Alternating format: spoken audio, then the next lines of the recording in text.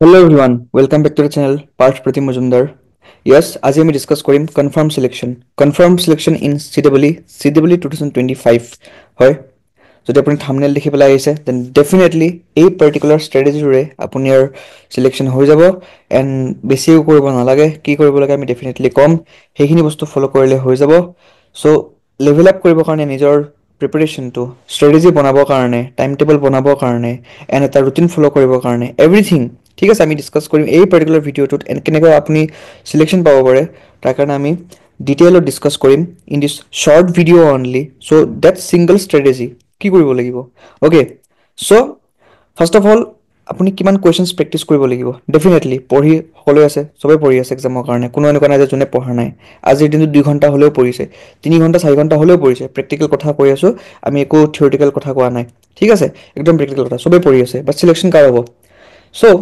how many questions to practice আপুনি কিমান questions practice কৰিব লাগিব so that আপোনাৰ selection হৈ যাব in these 2 months yes 2 months আছে কিয় মই কৈছো because 27 এপ্ৰিলত পৰীক্ষা ঠিক আছে আজি আমাৰ 20 তাৰিখ বা 21 তাৰিখ যেতিয়া আপুনি ভিডিওটো চাই আছে ঠিক সো সো আলটিমেটলি হোল কি কথাটো 2 মাহ আছে জাস্ট 2 মান্থস এই 2 মাহৰ ভিতৰত যদি আপুনি ক্ৰেক কৰিব বিচাৰিছে এণ্ড এক্স্যাক্টলি আমাৰ 2 মাহ মানে আছে তাতকে বেছিও নাই কিন্তু ঠিক আছে যদি ভালকে চাইছে মানে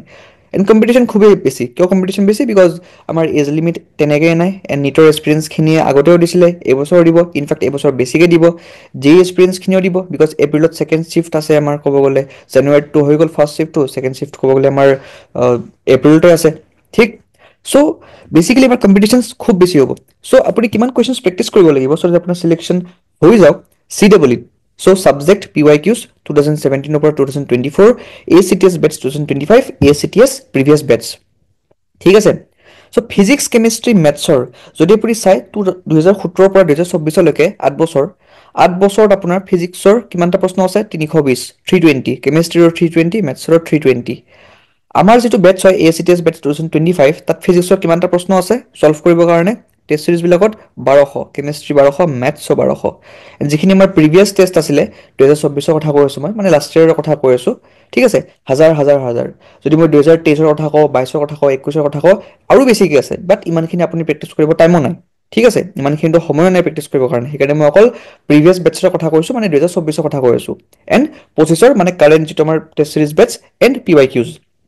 কিমানখিনি কোৱেশ্চনছ প্ৰেক্টিছ কৰিব লাগে ইয়াত লিখাই আছে ফিজিক্সৰ কেমিষ্ট্ৰি মেথছৰ বাট গোটেইখিনি আপুনি কৰিব লাগিব নেকি নালাগে ডিপেন্ডিং অন হোৱাট ডিপেন্ডিং আপন আপোনাৰ প্ৰিপাৰেচন লেভেল কেনেকুৱা so how many days to practice কিমান দিন প্ৰেক্টিছ কৰিব লাগিব কি প্ৰেক্টিছ কৰিব লাগিব কোনে কি প্ৰেক্টিছ কৰিব লাগিব চাওক আপোনাৰ লেভেল অফ প্ৰিপাৰেচন কেনেকুৱা যদি আপুনি বিগিনাৰ লেভেল হয় আপোনাৰ এইটো সাপোজ ফাৰ্ষ্ট এটেম্প্ট হয় বা সাপোজ আপুনি ড্ৰপ দিছে নিটৰ কাৰণে আপুনি CEE নাই দিয়া এইটো ফাৰ্ষ্ট এটেম্প্ট হয় বা এবাৰ আপুনি হায়াৰ ছেকেণ্ডাৰী পৰীক্ষা দি আছে এতিয়া শেষ হ'ব লাহেকৈ সো আপোনাৰ ফাৰ্ষ্ট এটেম্প্ট হয় বেসিক্যালি বিগিনাৰ লেভেল বেছি আপুনি আগতে নাই দিয়া এক্সামটো ফাৰ্ষ্ট এটেম্প্টে হয় 11 খিনিও ৰিভাইজ নাই কৰা বিকজ ক্লাছ 12 তে আছে ক্লাছ 12 খিনিয়ে পঢ়ি আছে হয় নাই বিগিনাৰ হয় নহলে প্ৰেক্টিছ ষ্টাৰ্ট কৰিব লাগিব ফেব্ৰুৱাৰীৰ পৰাই ঠিক আছে হাউ মেনি কোৱেশ্চনছ মই যে দেখালো এই 25 খটতকৈ বেছি প্ৰশ্ন 25 খটকৈ আপুনি বেছি প্ৰশ্ন কৰিব লাগিব কৰিলে ভাল মানে কম্পালসৰি নহয় বাট কৰিলে ডেফিনেটলি ভাল সিলেকশন কনফাৰ্ম থাকিব ঠিক আছে কনফাৰ্ম সিলেকশন থাকিব হাউ মেনি সাবজেক্ট দুটা সাবজেক্ট মানে মেইনলি ফোকাস কৰিব পাৰে যাৰ যেটো ষ্ট্ৰং পইণ্ট হয় তিনটা সাবজেক্টে ষ্ট্ৰং বনাব এতিয়া সময় নাই বাট দুটা সাবজেক্ট ডেফিনেটলি ষ্ট্ৰং বনাব পাৰে মক টেষ্ট দিব লাগিব নে 100% দিব লাগিব এণ্ড ফোকাস কৰক অকল CEE যদি আপুনি বিগিনাৰ হয় একোৱে মানে এতিয়ালৈকে হাতত নাই যদি মডাৰেট যোনে ঠিক ঠাক মানে প্ৰিপাৰেচন কৰি থৈ দিছে যাৰ 11টোও ক্লিয়াৰ আছে বা যোনে হয়তো জেইও ঠিক ঠাকে আছে বা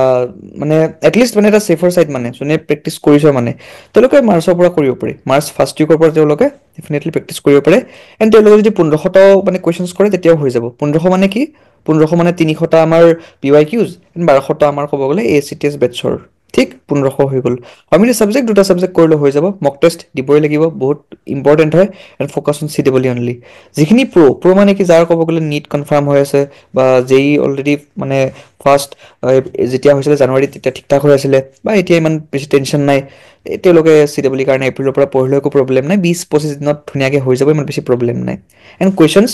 320টা কৰিলেও হৈ যাব মানে PYQs খিনি কৰিলেও হৈ যাব তেওঁলোকৰ কাৰণে দৰকাৰ নাই মানে প্ৰিভিয়াছ ইয়াৰ মক টেষ্ট কৰা বা এইটো বছৰৰ মক টেষ্ট সিৰিজলৈ দৰকাৰ নাই মানে জাষ্ট PYQs খিনি কৰিলে হৈ যাব ঠিক আছে কিমানটা সাবজেক্ট ষ্ট্ৰং আছে তিনটাই আছে তিনটাই ভালকৈ পঢ়ক মক টেষ্টৰ দৰকাৰ নাই ফোকাছ অন CEE নিট কৰিব পাৰে ফোকাছ একো ইছ্যু নাই একো প্ৰব্লেম নাই ঠিক আছে